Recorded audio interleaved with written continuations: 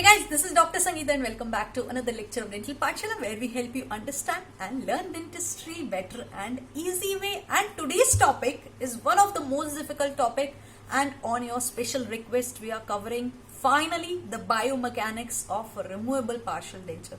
So in this video we are going to talk about the physics, the engineering which is involved with the construction or the designing of a removable partial denture, a denture which patient can remove or insert it on his own will. So today's video we are going to talk about the physics or the engineering which is involved with the construction or involved with the designing of a removable partial denture. And this video we are going to study from the book McCragen's 11th edition. So guys, let's get started.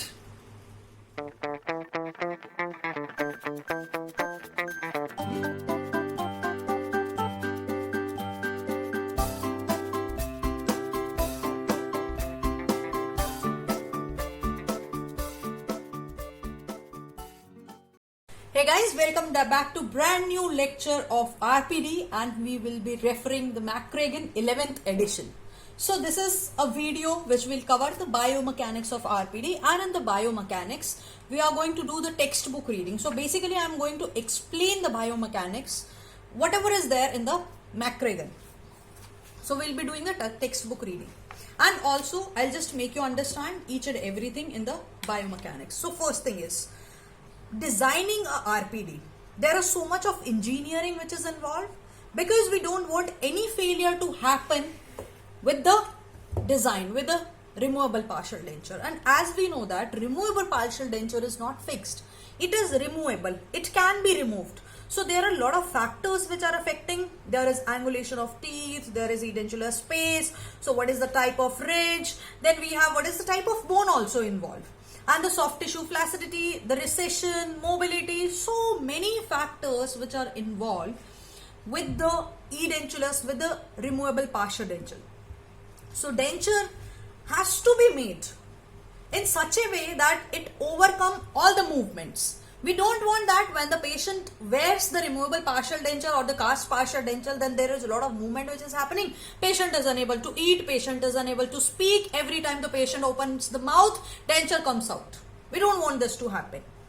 So that is the reason we are studying the biomechanics. So the physics which is involved, the engineering which is involved with the construction of the removable partial dentures, because there are a lot of forces which are acting since it is not fixed.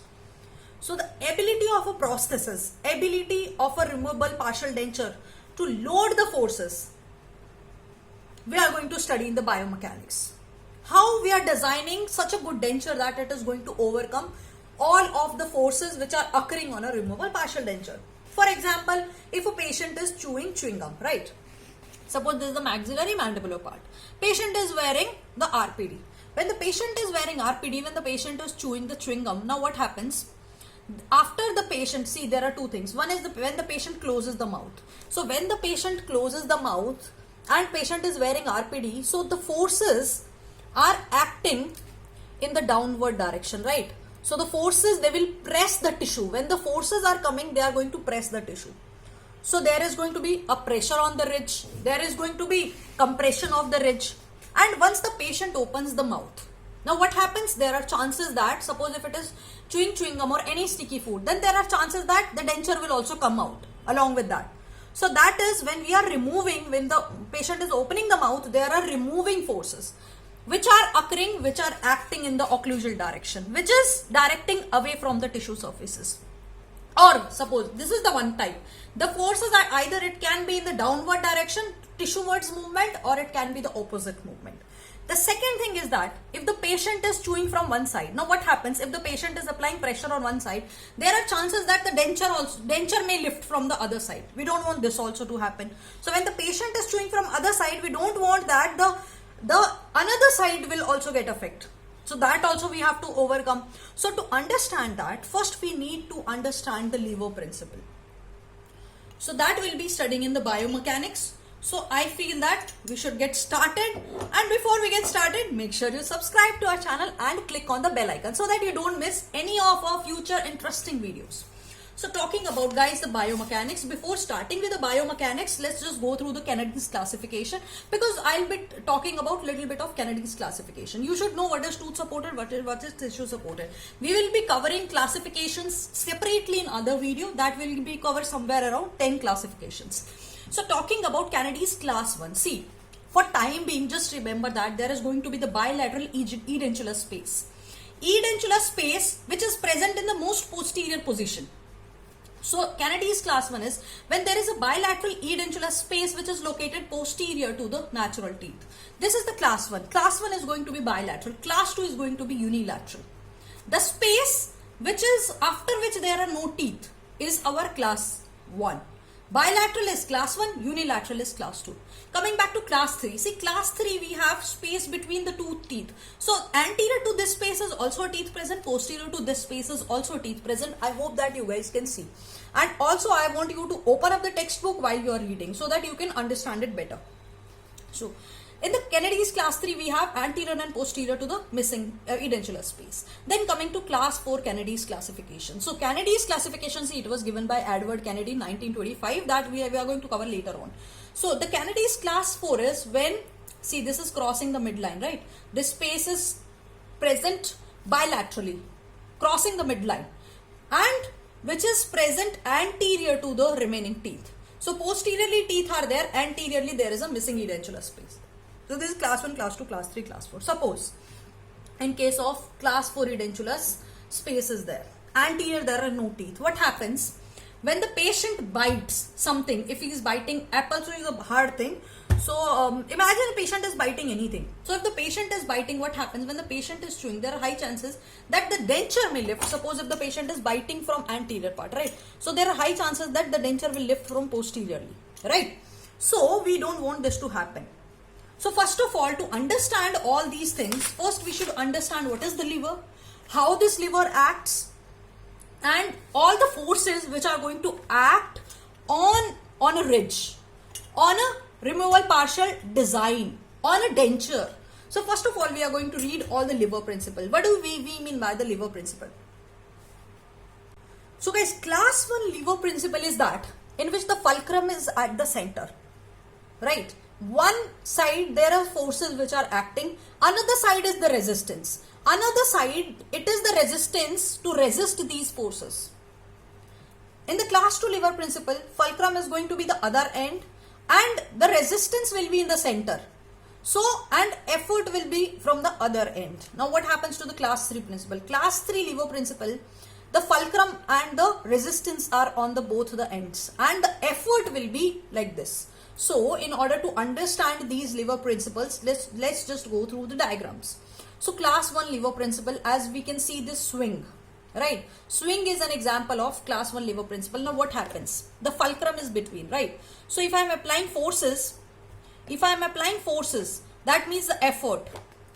So what happens if I am applying forces on one side? That is the effort, right? So this side is the resistance. Now I have to put resistance on other side. Now the movement happens the other way. Right. Now, what happens in the class 2 liver principle? Now, the class 2 liver principle, actually, if you can see in this diagram, fulcrum is at the one end and effort is at the extreme end. So, this is like, you know, this principle is like fulcrum is at the other end, effort is at the one end. So, the person can either do this movement or do this movement, right? So, the person is going to do effort. Putting effort is where we are putting the pressure, right? So, this is the effort. Now, what happens in case of class 3 liver principle? The fulcrum is at one end, resistance is at another end. Now, the effort is going to be somewhere close to the fulcrum. See what happens. Suppose if I have lot of weight here. Suppose if I want to lift the skull, right? If I want to lift this skull from this end, will I be able to lift this up? See, the effort which I am putting is at one end. Now are you seeing this? I am trying to lift this. It is so hard to lift, right? So this is the resistance at one end and the fulcrum is at one, so the effort is at another end. Effort is basically the force which I am taking to lift it, right? So this is at one end. Now what happens? Am I able to lift it? No. What happens if I am going to move this effort little bit towards the resistance? Now, when I am putting this effort towards the resistance, yes, I am able to lift this up, right? So this is the same thing which is happening in the mouth. Now, the mouth is an example of class 3 lever principle. Now, what happens? This is the mandible, right? We have forces, we have muscles of mastication. See, there are muscles of mastication which depresses the mouth, So depressing the mandible, that means opening up. See, suppose, how should I explain you? Suppose the mandible is here, right? If I am putting pressure from up, that means I am depressing the mandible, right? So guys, let's just see this in this. So this is the mandible. When I'm depressing the mandible, that means mandible is shifting down. That means the mouth is opening up, right? And what happens when I'm elevating the mandible? The mouth is going to close. See, now once I'm elevating the mandible, that means elevating the mandible, I'm putting pressure from down up. So I'm elevating it. So that way it will close the mouth. Now what are the muscles which are involved in elevating, right? The muscles of elevation are all the muscles which closes the mouth. Now all the muscles of mastication which closes the mouth except the lateral pterygoid. So that means all the muscles are present here, right? So here posterior end we have is the fulcrum. See, this is the fulcrum. Now the pressure which is applied is at the posterior teeth because effect is going to be present close to the fulcrum. Now you can see, and the resistance is all the muscles which are going to depress the mandible. So all the muscles which are going to open the mouth will be our resistance because it is working against the fulcrum, right? So this will act as the resistance. Again, we will go back again. Now, what happens? Fulcrum is when we are closing the mouth, right? When we are elevating the mandible. So which muscle is resisting this? All the muscle which depresses the mandible are going to resist this. So all the muscles which are acting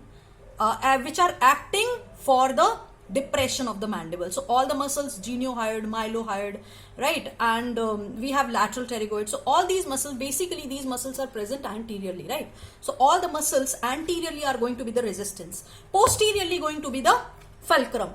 And effort is, because see, we cannot chew from the anterior teeth. Why? Because effort, whenever it is close to the fulcrum, it is going to be effective, right? So the this effect is going to be closer to the fulcrum line. Are you getting my point? So this way the mandible act as a class 3 lever principle. Now what happens? There are so many kind of movement. So I'm just skipping out all the parts. So we have all these kind of machines. So we have simple machines in that there is a lever principle. Then we have a wedge principle. So wedge principle, a wedge is placed. Inclined principle, from which we are pushing all of the heavy weight uplift. We are uplifting it. We are putting it higher, uphill. Then there is a screw motion. Then there is a pulley. So pulley motion is when we are lifting the heavy weight. Right, then we have wheel and axle principle on which the motor or on which so many machines works. So coming back to the lever principle again. Now we have the possible movements of a partial denture. The last abutment tooth which is present in the mouth is going to be our fulcrum, right? So fulcrum is basically that fixed point, right? Fulcrum is basically all the muscles of mastication are just holding the mandible, right? So these are the fulcrum which are holding the mandible. So the last fixed teeth are our fulcrum line. So what is the fulcrum line? Let's just remove it so that you can see it better. So the last abutment tooth, the line which is touching the last abutment tooth is going to be our fulcrum line. Now what are the forces which are acting on the fulcrum line? There are three kind of forces. One in the sagittal, one in the frontal direction, we can say in the vertical direction, or third one in the horizontal direction. So we have three kinds of forces.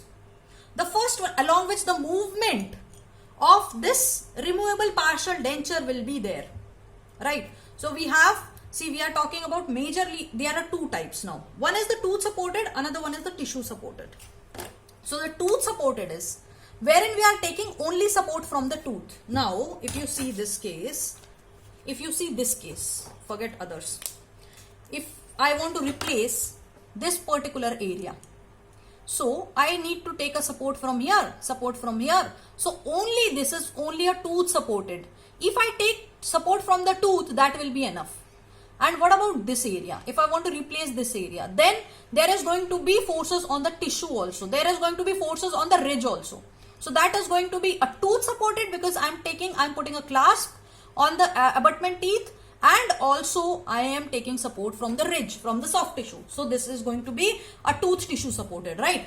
So this is how the class 1, Kennedy's class, is going to be the tooth and tissue supported, this is only tooth supported, then tooth and tissue supported. So like that we have tooth and tissue supported and the tooth supported. These are the dentures design from which we are taking support. So there are 3 possible movements. One movement is going to be the first movement.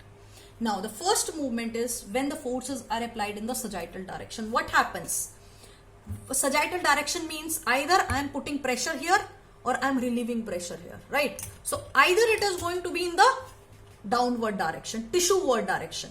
So either it is going to press all the tissues. So suppose here denture is there, it is going to put pressure on the ridge area. So there is going to be the tissue-ward movement of the denture. Or when the patient is chewing gum and eating chewing gum or any sticky food, then the denture will come out like this, right?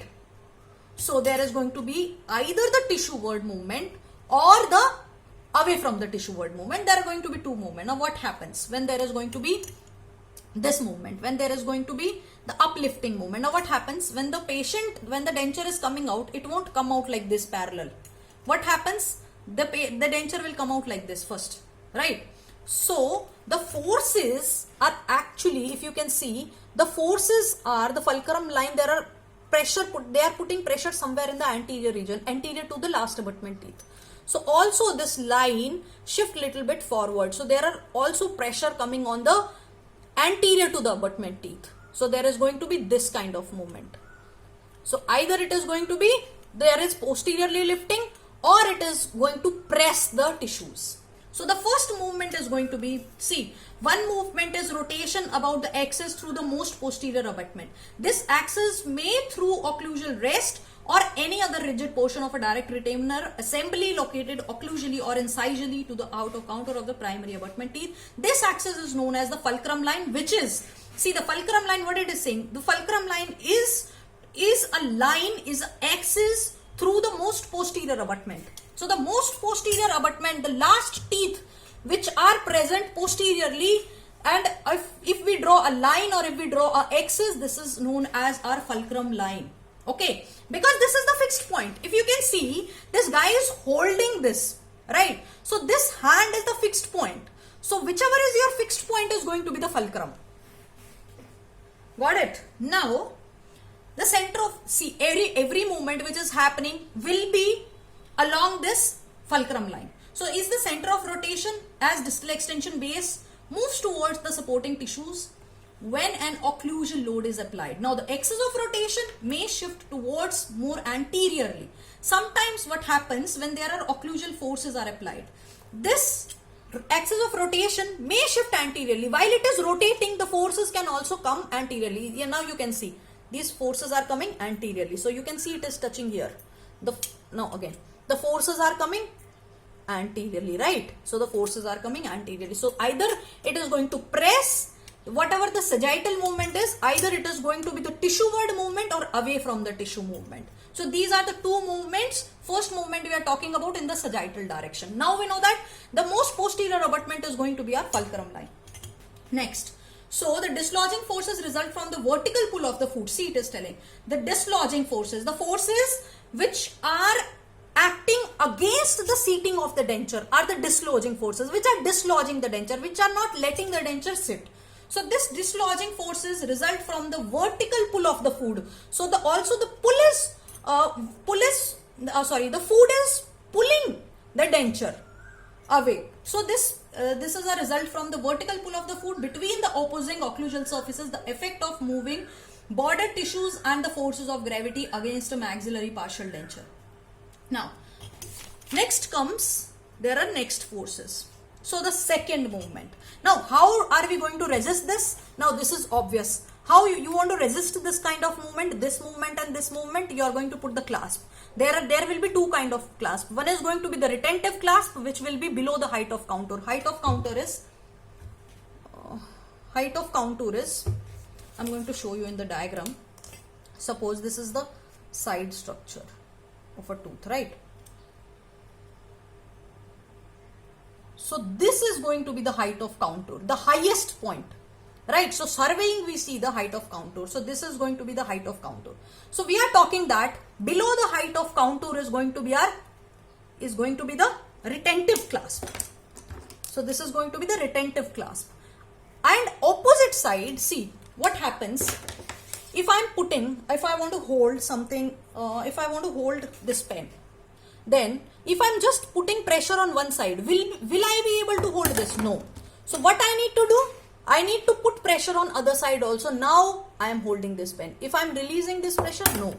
So this is how, this is retentive is, see this is one retentive, but again it can be displaced. See now, this is the retentive clasp which is around the tooth. So this is the retentive clasp which I have made around the tooth. But what happens if I'm putting pressure here? This is going to be dislodged. So basically actually tooth is fixed and your clasp is going to be moving. But I am just explaining you that we need to put, if I want to hold this, then I need to put one clasp on the other side also. That will be non-retentive. So because I want forces up and down also equal. So the retentive is going to hold from the base. As we say that if I'm constructing a building, so the basic part is the base. So if your base is strong, base of tree is strong, base of anything is strong, then it is going to be hold it. It will be going to be stable, right? So in order to overcome this force, I'm just passively holding this. I'm not putting, like in this I'm putting the pressure, like this is tightly holding it. So the other count which is going to make the counteract forces is going to be the reciprocal arm from the other side, right? So the other side of the teeth, I'm going to make the reciprocal arm. So that is going to be above the height of contour. Suppose the height of contour is here, right? So I'm going to put one more clasp from the other end, okay, above the height of contour. So this is the basic funda of the clasp. So what we are telling here right now is that the clasp are going to hold the teeth. So when the patient is opening the mouth and if there is food, is sticky food, then the clasp is holding it. It is not letting the denture come out. So the forces acting on the sagittal direction are resisted by the direct retainer. So clasp are basically our direct retainer which are placed on the terminal abutment. Terminal abutment means the last abutment teeth on which we are putting clasp are going to act against this sagittal forces. Are you getting my point? Are you still there with me? If not, then go back and watch the video again. Next coming to, and read the textbook always. Then next comes a second movement of rotation. So guys, second movement of rotation is going to be about a longitudinal axis. As the, see, let me just show you the second movement of rotation is going to be. How the second movement of rotation, this is the longitudinal axis. How it is going to rotate around this center. See, I'm putting this, around the center. Suppose I'm taking this point. So how it is going to rotate around this? It is going to rotate like how we open a tap. How we open a tap? This motion. So it is going to rotate in this motion. In this motion. So as you guys can see, in this motion. Now it is difficult now in this motion, right? In this motion. This motion is going to be the second line, the second movement. So second movement is rotation about a longitudinal axis. We are talking about a longitudinal. See, this is a longitudinal, long, right? As the distal extension base moves in a rotary direction. So this is a rotation direction. Rotary direction about the residual ridge. This movement is resisted by the rigidity of the major and minor connector. So If I am making a rigid major and minor connector, then this movement will not happen. Okay. So this is basically the torque movement. And a rigid major and minor connector with a wide base, a rigid major and minor connector will hold the residual ridge. It will not let the denture move in a torque direction. So it will resist this torque direction if we are making a rigid major and minor connector. Now what is a major connector? Major connector is a part of denture which connects one part of denture to the another part. Minor connector is which connects the major to other component like clasp, rest and all. Right? We will be studying all that. Now I hope that you guys know the basics at least. So if the connector is not rigid, so there also sometimes stress breaker also does this movement along this longitudinal axis. So coming to the third movement of rotation. So the third movement of rotation is going to be this movement. We say rocking of the denture, right? So this movement. So this movement of rotation is the imaginary vertical axis which is located at the center. Suppose if this is the vertical axis located, so this movement, as you can see, I guess you guys can see. So this movement. Now, this is along the center. So this movement. This movement. Right? So it is going to be like this. Or which we say rocking. Like this. Like this rocking. Right? So it is the third movement is rotation. See, first movement is towards the tissue, away from the tissue. What are you going to do this to resist this movement? We are going to put the clasp on the terminal abutment, right? Both the clasp, retentive as well as the reciprocal clasp. That is, we say the direct retainer. Then the second movement is towards the longitudinal axis, which is in a torque direction, like this, rotation. So at any point there is going to be the rotatory. So the denture, see, this is a impression tray. I don't have right now at home I don't have any of the RPD, so I'm using this tray. This is not the RPD, I forgot to tell you. Please don't comment that, ma'am, this is not a RPD. I'm just explaining you how this partial denture, it moves, how the movement or the rotation happens, right? So the second is going to be in the rotatory direction. So in order to resist this torque, what we are going to do? We are going to give a rigid major as well as minor connector. Third thing is, this is third rotation. So third movement is the rotation about an imaginary vertical axis located near the center of the dental arch. This movement occur under the functional forces because of the diagonal and horizontal occlusal forces. So see, these can be resisted by the reciprocal arm, the minor connector, that are in contact with the vertical surfaces. So all the stabilizing component, the clasps, so basically these clasps are all the direct retainers. So we are going to put the clasp, reciprocal clasp. Now you have to imagine this. Okay, I am holding here. Okay, now what happens when the patient is chewing? It is putting pressure. I have a resistance as well as the reciprocal. Suppose I have resistance both the sides. Now what happens when the patient is chewing from here? Now there is going to be the lifting movement from the other side, right? Suppose if the patient is, I hope that you guys can see. So if the patient is chewing from this side and if there is only resistance arm, there is no reciprocal arm. Now what happens? There is going to be like this lifting. So if the patient is putting pressure one side, there will be lifting from the other side. Now what we need to do? We need to give the reciprocal arm in order to reciprocate the forces which are coming acting with the resistance arm. First thing. Second thing is that I'm trying to give a balanced denture. So what are eccentric forces? When one side force is applied, denture is not lifting from the other side. This is the main funda of balanced occlusion. I hope that you guys have watched the video. You know that now what is balanced occlusion. If you haven't watched the video, then please go watch the video of occlusion. Then you will understand the balanced occlusion concept. So balanced occlusion is when one side patient is chewing, the other side denture is not lifting. So if we are giving a nice occlusal harmony, then there is no lifting. So there are two things. One is all the stabilizing component and other is a good occlusion, right? So these are the three movements which act along a removable partial dentures. I hope that you guys are clear with this. See, now tooth supported, we don't have all these components. Tooth supported, there are only one movement, which is the third movement. First and second movement, because there are clasp on both the tooth, so there is not going to be the first movement. Also there are clasp on the both the sides, so there is not going to be the second movement also. But what happens, the third movement? So because if suppose there is a modification also, suppose there is a denture design and one side it is going there, so if the patient is eating from one side, the other side denture will lift. So the third movement can occur in the tooth supported, but in the tissue supported there can be all these three movements. So I hope that you guys are now clear with the biomechanics of the removable RPD, and there are three forces.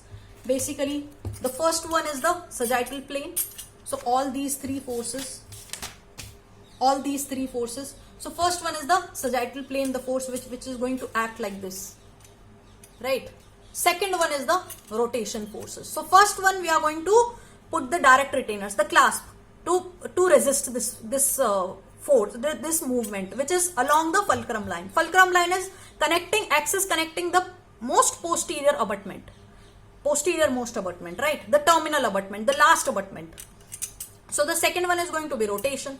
The third one is going to be like this, right? So like that, there are three movements: the sagittal movement, the frontal movement, or we can say the vertical movement, because see, it is acting against the vertical forces or the longitudinal forces, right? It is acting against the longitudinal forces. Third one is the horizontal movement, right? One side horizontal forces. See, one side I am putting horizontal force. There is no vertical, there is horizontal force. The other side denture is lifting, right? So it is going to be the horizontal forces. So these are the three forces you just need to understand. In the mouth we have class 3 lever, and we have three kinds of movement. I hope that you guys are clear with the biomechanics concept. Now that you can write all the three movements, the sagittal, frontal and horizontal, and we have covered from the McCragen 11th edition and chapter number 4, biomechanics of removable partial denture. I hope that you guys have enjoyed the video. If you have enjoyed the video, give it a thumbs up. And also guys, you can comment in the comment section if you feel like that this is a good attempt and you have understood it well. Also you can comment in the comment section, and also in the description box below you have a chance to support me on Paytm and on PayPal to make free videos for you guys and to make free notes for you guys. So guys, till then, keep reading, take care, stay safe. I will see you in the next video.